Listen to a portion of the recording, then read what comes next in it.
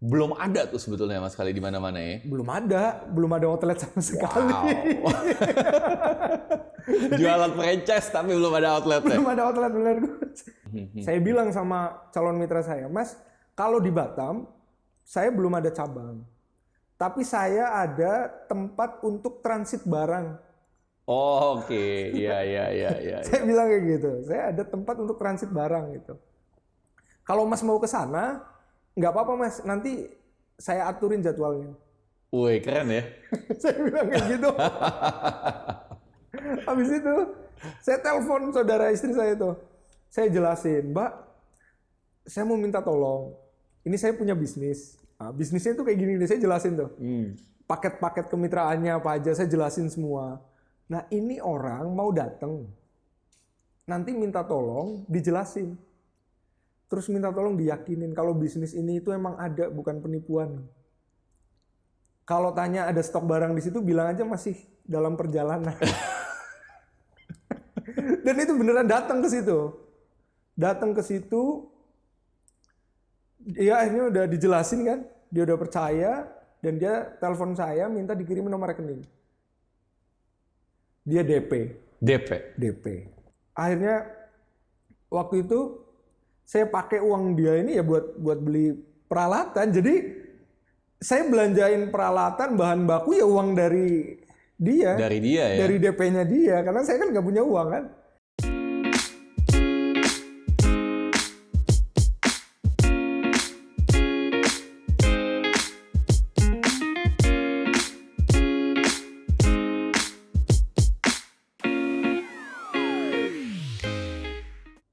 Akhirnya waktu itu saya udah tahu bisnis franchise, Saya waktu itu akhirnya beraniin buat jual konsep sebenarnya. Jual konsep aja. Jual konsep bisnis. Waktu itu akhirnya saya setting, saya cuma yakin produk saya enak. Kebetulan saya ada temen, dia punya kenalan, temennya ini bisa desain grafis. Desain grafis. Yes, bisa desain grafis. Nah, waktu itu karena belajar dari sebelumnya, itu saya benar-benar udah atur nih brandingnya. Udah atur logonya nih kayak apa, terus ntar warnanya apa. Udah, nah itu saya minta tolong ke si desain grafis ini buat bikinin proposal kemitraan. Gitu. Buat bikin proposal kemitraan, udah dibikin, dan ternyata biayanya itu habis 500.000. Cuman buat desain itu? Cuma buat desain. Nggak mungkin kalau saya bayar sekaligus, habis kan uangnya. Iya. Akhirnya saya kasih DP waktu itu. Saya kasih DP 200.000. Saya bilang sama orangnya, ini saya DP-in dulu, sisanya nanti. Ya nggak tahu kapan gitu kan, saya dalam hati saya. Nggak tahu kapan gitu loh, tapi nanti gitu. Jadi waktu itu saya gitu, saya tanggung jawab gitu loh. Dengan semua yang saya ambil keputusan, saya tanggung jawab termasuk pinjol, termasuk ke desain itu. Saya nggak bakalan lepas tanggung jawab gitu kan. Nah, saya udah punya desain. Kenapa saya bilang faktor keberuntungan saya lebih besar gitu? Karena itu, saya nggak ada background pebisnis, nggak ada sama sekali, pengetahuan juga nggak ada. Waktu itu saya ngiklan itu di marketplace Facebook. Ngiklan di marketplace? Ngiklan di marketplace Facebook buat ngiklanin kemitraan itu. Belum ada tuh sebetulnya Mas kali di mana-mana ya. Belum ada outlet sama sekali. Wow. Jualan franchise tapi belum ada outletnya. Belum ada outlet, bener. Jadi waktu itu saya ngiklan di marketplace Facebook. Tapi sebelum ngiklan itu saya kayak dituntun aja. Survei dulu nih. Daerah dengan pendapatan per kapita tertinggi di Indonesia. Saya cari 10 besar gitu kan. Yeah. Karena kalau saya gitu, menurut saya kalau misalkan pendapat per kapitanya udah tinggi, kesadaran buat bisnisnya pasti buat jadi pengusaha itu pasti lebih tinggi juga gitu kan. Kakal, iya. Akhirnya saya targetin ke situ. Udah berapa hari belum ada juga gitu kan. Tiap hari saya cek terus, ngiklan terus, sampai ada yang mulai yang nanya-nanya. Ngiklan berapa duit di Facebook per harinya? Gratis. Gratis. Kalau marketplace itu gratis. Oh. Gratis. Nah, mitra saya pertama itu jauh tuh dari Batam. Dari Batam. Batam, Kepulauan Riau. Yang pertama kali beli ya? Yang pertama kali beli. Jadi, ya itu faktor keberuntungan lagi-lagi coach. Karena gini, dia nanya-nanya, udah saya jelasin, dia tanya, di Batam udah ada cabang belum? Gitu kan. Oke. Saya bingung jawabnya. Kebetulan saudara istri itu ada yang di Batam. Oh. Itu faktor keberuntungan saya di situ pertama. Saya bilang sama calon mitra saya, Mas, kalau di Batam saya belum ada cabang. Tapi saya ada tempat untuk transit barang. Oh, oke. Iya. Saya bilang kayak gitu. Saya ada tempat untuk transit barang gitu. Kalau Mas mau ke sana, nggak apa-apa Mas. Nanti saya aturin jadwalnya. Wih, keren ya. Saya bilang kayak gitu. Habis itu saya telepon saudara istri saya tuh. Saya jelasin, Mbak, saya mau minta tolong. Ini saya punya bisnis. Nah, bisnisnya tuh kayak gini nih, saya jelasin tuh. Paket-paket kemitraannya apa aja, saya jelasin semua. Nah, ini orang mau datang. Nanti minta tolong dijelasin. Terus minta tolong diyakinin kalau bisnis ini itu emang ada, bukan penipuan. Kalau tanya ada stok barang di situ, bilang aja masih dalam perjalanan. Dan itu beneran datang ke situ. Datang ke situ, dia akhirnya udah dijelasin kan, dia udah percaya, dan dia telepon saya minta dikirimin nomor rekening. Dia DP. Waktu itu DP, saya minta DP itu 50%. Berapa tuh?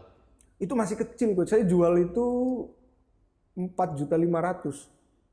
Dapat 2 juta lebih ya berarti ya? Iya, dapat 2 juta lebih. Nah, itu yang akhirnya agak lega saya. Saya dapat uang 2 juta waktu itu, udah gede banget ini. Udah alhamdulillah banget nih. Akhirnya waktu itu saya pakai uang dia ini ya buat beli peralatan. Jadi saya belanjain peralatan, bahan baku ya uang dari dia. Dari dia ya? Dari DP-nya dia. Karena saya kan nggak punya uang kan. Saya pergi ke supplier waktu itu, saya minta dianterin bapak saya bawa mobil angkutannya itu.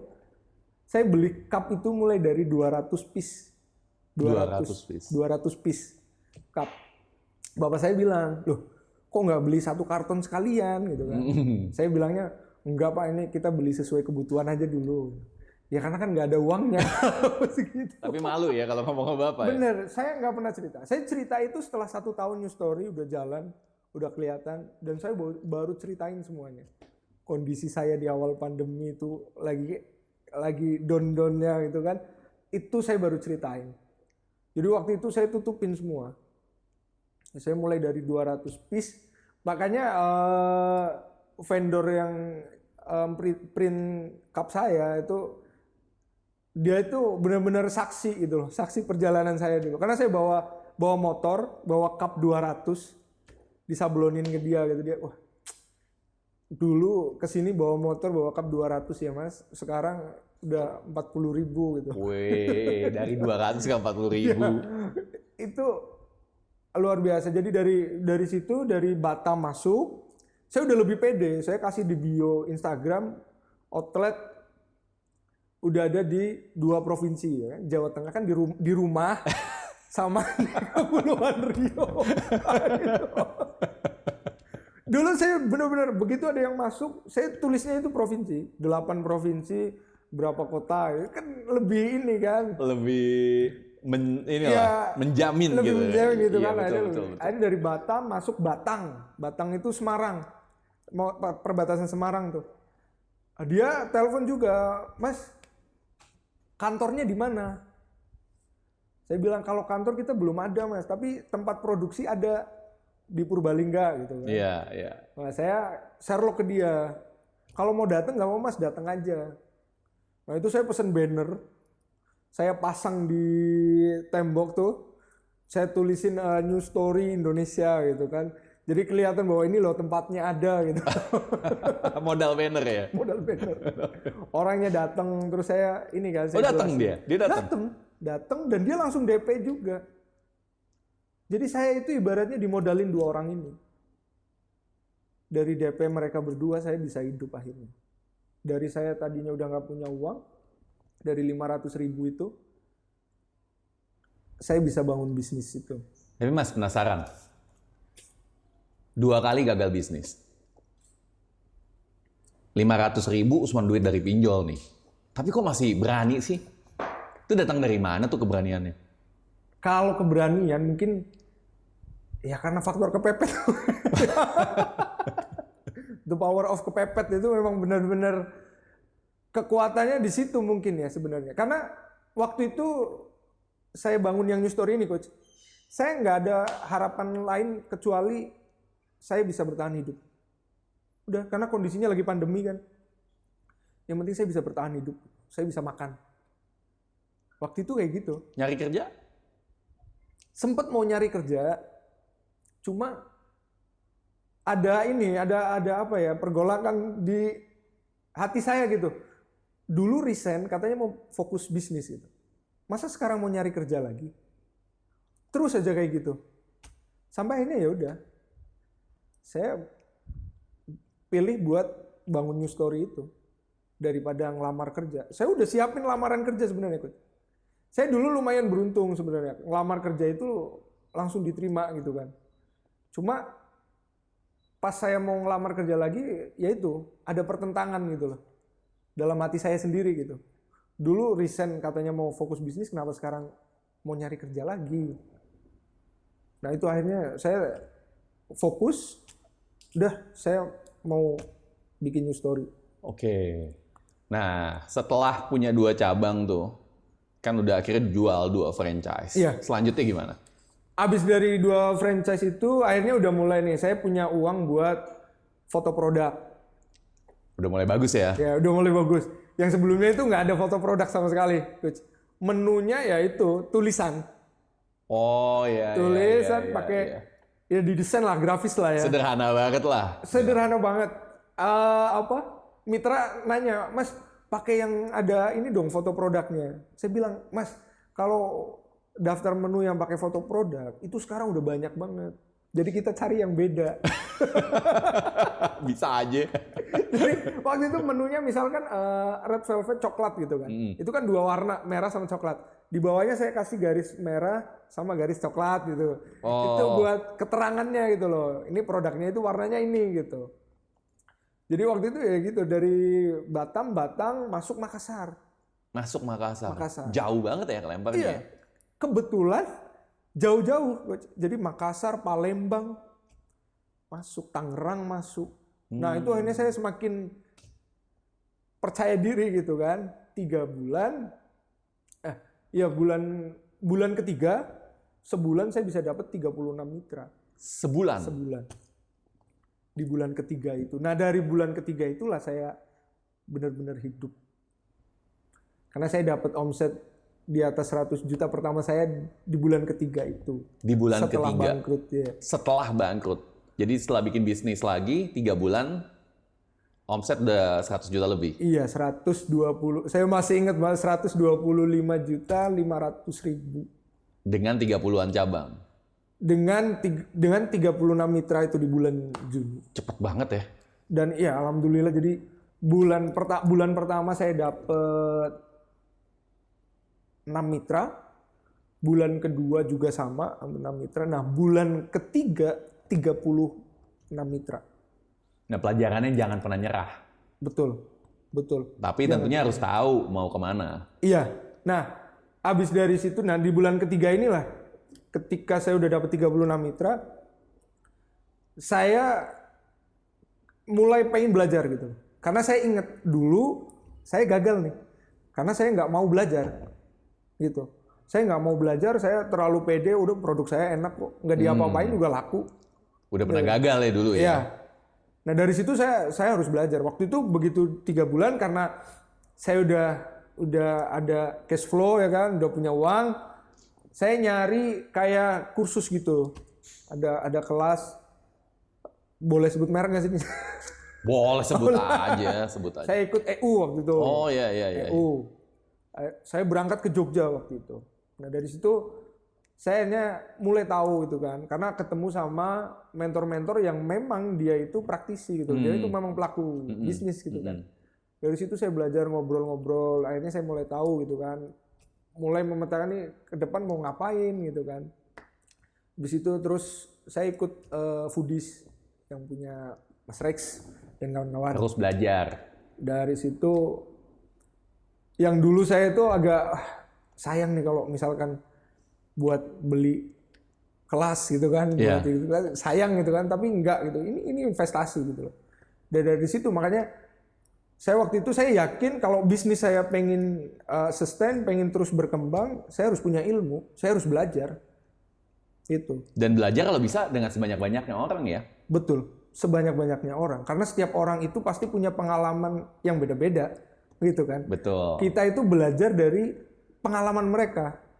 Mohon maaf, dari kegagalan mereka, karena mereka udah lama jalanin bisnis, udah ngerasain gagal berkali-kali pasti. Nggak ada kan, coach kayaknya yang jalanin bisnis lancar terus itu nggak ada.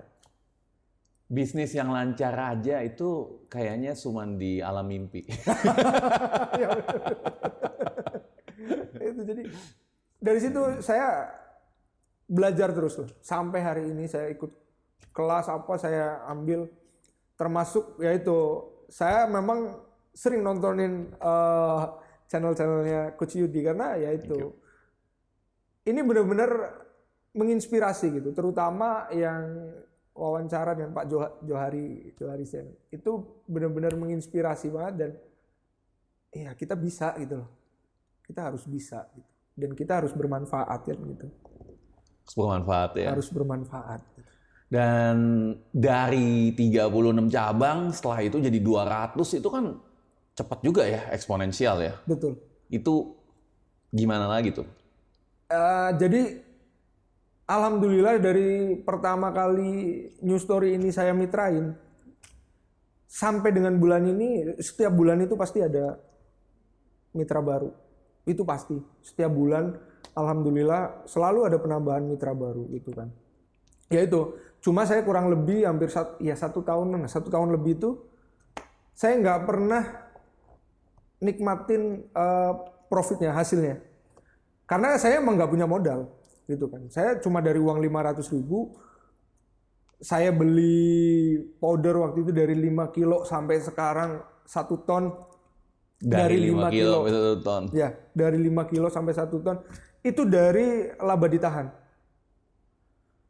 Saya nggak ada uang bank sama sekali sampai hari ini, ambil uang bank buat modal itu enggak. Jadi benar-benar laba ditahan.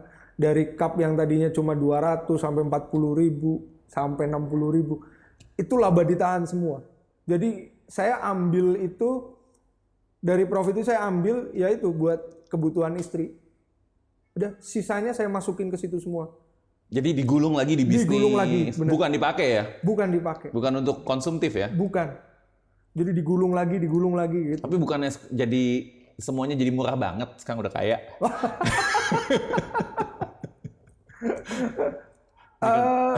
Belum kaya sih ya.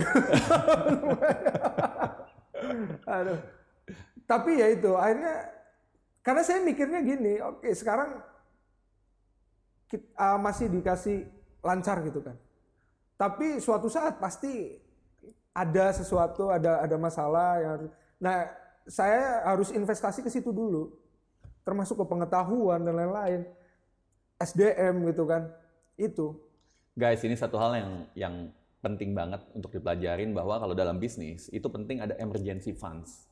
Karena kita nggak tahu nih ekonomi kayak gimana, bisa naik, bisa turun. Ya baru-baru ini ada perang nih Rusia dengan Ukraina. Kita nggak tahu dampaknya gimana. Bisnis juga pandemi, kita juga nggak tahu sampai berapa jilid. Nah itu kita harus ada yang namanya emergency fund. Belajar juga penting banget, ini yang saya pelajarin. Jadi uangnya bukan untuk hal-hal yang aneh-aneh gitu, untuk show off. Pembisnis beneran itu rata-rata bukan untuk digunakan bukan untuk konsumtif, tapi untuk bangun bisnisnya lagi. Kayak kira gitu ya Mas Yoko ya? Iya, ya itu yang saya lakuin sekarang. Justru sekarang, gini dulu pas belum punya uang ya coach, lihat sesuatu nih, yang kecil aja, handphone aja. Pengen beli? Ada yang baru, wah pengen beli gitu kan, pengen ganti gitu kan. Tapi sekarang, itu sayang. Buat apa gitu loh. Kalau yang lama aja masih bisa dipakai nih. Itu kayaknya mubazir gitu uangnya gitu. Nggak tahu kenapa saya sekarang itu kayak gitu. Bener-bener kayaknya terlalu males buat ngeluarin uang buat hal yang konsumtif. Saya ganti HP pun ya karena bener-bener memorinya udah penuh, udah susah dipakai, dan itu pun karena istri saya yang maksa suruh ganti gitu kan. Itu bener-bener apa ya, sekarang itu saya mikirnya gimana caranya bisnis saya bisa terus jalan, gimana caranya karyawan saya bisa terus makan gitu. Bukan fokus sama gengsi ya? Bukan sebenarnya. Apa yang mau digengsiin gitu. Karena ya saya dari dulu juga hidupnya udah susah kok gitu kan. Sekarang alhamdulillah belum kaya, tapi alhamdulillah. Jadi ya udah nggak usah berubah gitu loh. Dulu hidup kayak gitu aja bisa kok. Kan gitu. Omset sekarang berapa nih? Kira-kira lah, kira-kira. Omset sekarang ya kalau kemarin tahun 14. 14 apa? 14 triliun. Belum T. Masih miliar Iya. per bulan. Iya. 14 miliar, guys. Gitu. Jadi Tapi dulu pas masih OB gaji 4 juta, gaji UMR gue ganti handphone. iya, Serius. ada yang baru Mm-mm. pengen ganti. Sampai pernah kredit juga dulu. Ya itu makanya dulu kayak gitu loh. Apa? Nggak pikir panjang ya. Padahal secara ini kan nggak, manfaatnya juga nggak terlalu ini. Ya itu. Tapi kalau sekarang sayang gitu loh, guys. Sayang gitu. Mending buat buka bisnis baru lagi. Makanya sekarang dari New Story Indonesia ini, saya sekarang punya Javati Indonesia. Javati Indonesia saya launching bulan September kemarin. Oh ini baru lagi nih? Baru. Yang Javati Indonesia saya launching bulan September. Bulan ini insya Allah ada 12 outlet. Bulan ini. Itu. Terus ada juga Logi Chicken. Jadi fried chicken. Fried chicken. Iya, gitu. Terus ada juga yang frozen itu bakso aci. Jadi 4 bisnis dalam 2 tahun. Iya, bisa dibilang gitu. Guys, buat Anda yang baru mau buat bisnis, fokus gedein bisnisnya.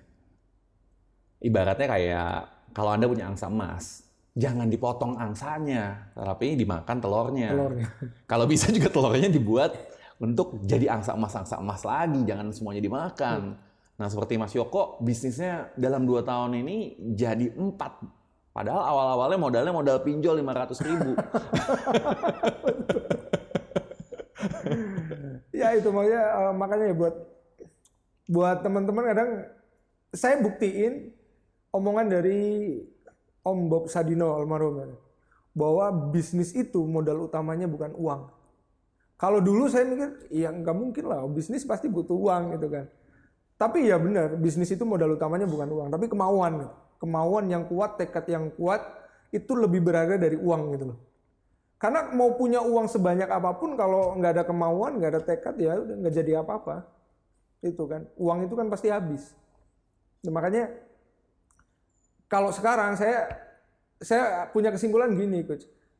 Kalau kalian mau mulai bisnis, modal utamanya itu bukan uang, gitu. Tapi kemauan sama tekad. Tapi kalau mau ngembangin bisnis, nah disitulah kita baru butuh uang. Karena marketing itu butuh biaya, ilmu itu butuh biaya. Benar. Jadi buat teman-teman ya, kalau mau bisnis ya udah, ayo jalan aja gitu loh. Kita nggak tahu kok nanti mana yang bakalan ketemu. Kayak saya ibaratnya bangkrut 2 kali. 2 kali ya? 2 kali bangkrut. Kalau saya mau nyerah waktu itu, padahal kalau dipikir gitu kan, dari saya tutup semua di bulan Maret ya, berarti Februari akhir lah, Maret. Kalau saya berhenti, ya udah saya nggak bakal dapat apa-apa. Padahal kalau kita tahu rencana Tuhan, 2 minggu lagi lu bakal ketemu New Story loh. Kalau kita tahu ya pasti kan kita nggak bakal berhenti kan gitu kan. Nah itu di situ maksudnya kita harus terus berjuang gitu selama apa yang kita impikan itu benar, ya udah kejar terus. Tapi saat waktu lagi susah banget sampai mau bayar Mau bayar tisu basah aja nggak bisa. Apa sih yang bikin Mas Yoko masih terus bertahan? Eh, Sebenarnya keluarga sih ya, terutama orang tua. Jadi saya emang keluarga saya emang keluarga yang nggak mampu. Sebenarnya dulu ada ada kata-kata atau kejadian yang memang memotivasi saya gitu. Dimana saya pengen ngerubah hidup keluarga saya biar nggak diremehin sama orang, sama lingkungan. Jadi bapak saya itu supir angkot, bapak istri saya juga supir angkot. Waktu itu saya pergi ke rumah saudara. Saudara ini yang paling sukses lah di keluarga. Gitu. Ada celetukan anak supir angkot ya dapetnya anak supir angkot ya. Itu sebenarnya coach. Yang saya pegang bahwa saya bakal buktiin kalau saya anak supir angkot yang sukses dan mandiri. Itu yang sampai hari ini masih saya pegang itu. Saya pengen ngangkat derajat kedua orang tua saya yang jelas. Karena ya banyak kejadian-kejadian yang memang saya harus ngangkat derajat kedua orang tua saya biar nggak diremehin sama orang. Jadi anak supir angkot belum tentu harus selalu jadi supir angkot ya? Betul. Menjadi pengusaha sukses bisa ya? Bisa. Jadi ya itu. Kadang saya pernah ngisi jadi pembicara di suatu acara itu. Kadang ada orang yang bilangnya saya dari keluarga nggak mampu, tapi ternyata ya enggak gitu kan. Terus ada yang bilang saya memulai bisnis dari nol, ternyata bapaknya ya pengusaha juga gitu kan. Ada yang nanya kayak gitu. Sebenarnya Mas Yoko ini backgroundnya apa? Nggak mungkin kalau misalkan Mas Yoko ini orang biasa dengan uang 500.000 bisa kepikiran buat bikin bisnis gitu kan. Nah di situ maksudnya ya kalian jangan pesimis dulu. Saya benar-benar dari bawah, dari nol, dari nggak tahu apa-apa sama sekali. Bapak saya supir angkot, bisa dicek. Tapi hari ini saya bisa. Hari ini saya bisa. Tanpa bantuan dari orang tua, tanpa privilege apapun, saya bisa. Bisa dicek nih? Bisa dicek. Bisa dicek. Bahkan di Facebook saya, di Wisiyoko, bisa dicek tuh foto-foto zaman dulu itu, zaman masih ale ya. Itu masih kelihatan lah. Ada ya? Ada. Bisa dicek.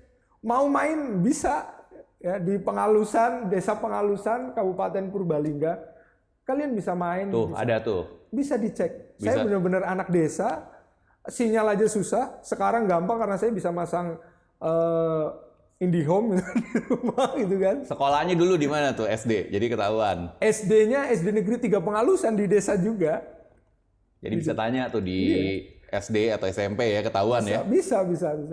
Bener-bener masih ada kesempatan buat teman-teman yang senasib sama saya gitu kan. Itu masih ada kesempatan. Tinggal kita mau atau enggak. Gitu. Mau apa enggak? Tapi nggak gampang ya? Nggak gampang memang. Makanya saya pun bilang ke teman-teman, nggak ada yang gampang gitu. Semua itu nggak ada yang gampang. Kalau kita ngomong gampang, ya nggak mungkin dong saya sampai bangkrut 2 kali kalau gampang, kan gitu kan.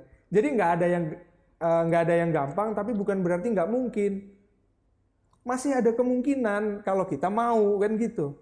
Kalau kita mau belajar, kita mau berusaha, masih ada kemungkinan. Tapi saat Mas Yoko mau berusaha di saat bangkrut, banyak kasih yang ngomong, udah dah, jangan ngarepin jadi pengusaha lah.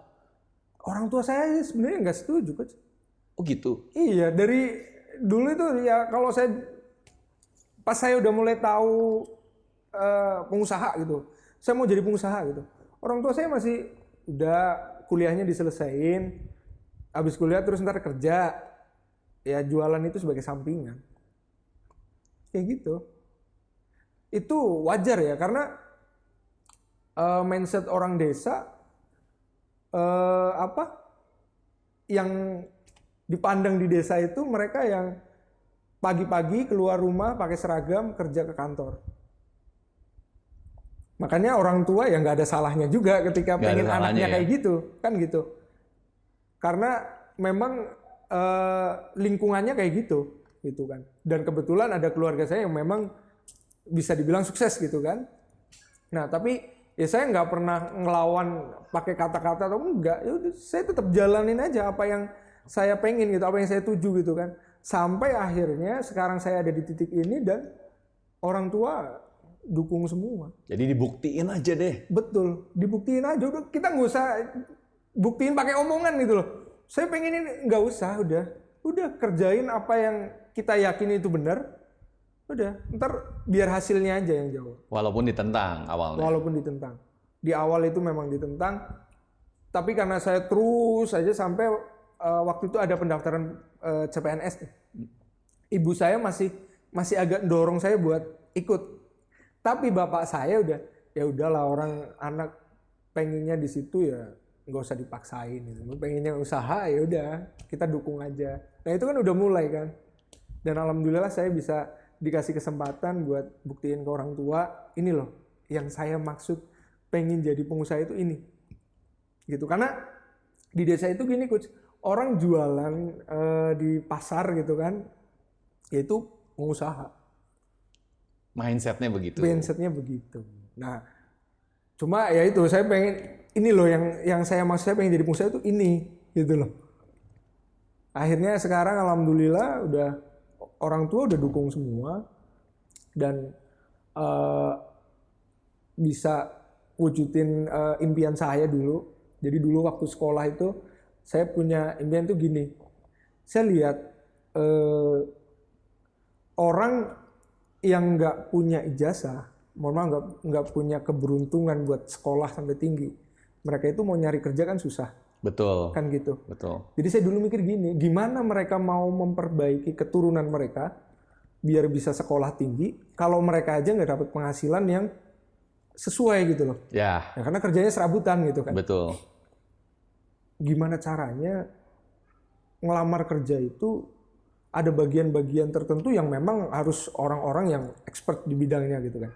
Tapi kan ada bagian-bagian tertentu yang bisa kita gaji sesuai, tapi nggak terlalu lihat ijazah gitu kan.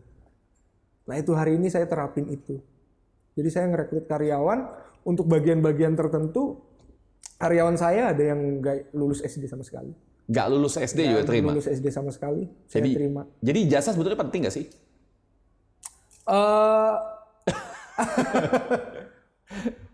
Gini ya, takutnya ijazah itu penting ya. Tapi ijazah itu bukan yang menentukan kesuksesan kita gitu. Kalau buat Mas Yoko ada ijazahnya nggak? Atau ijazah SMA aja? SMA aja. Ijazah SMA aja? Ya kuliahnya nggak selesai karena karena kan sebenarnya harusnya tahun ini apa ya, kalau nggak salah tahun inilah selesai. Karena teman-teman saya udah pada wisuda kemarin. Jadi pas ada pandemi itu saya masuk semester 6 apa ya? Semester 6 atau semester 7. Dan karena saya pulang kampung.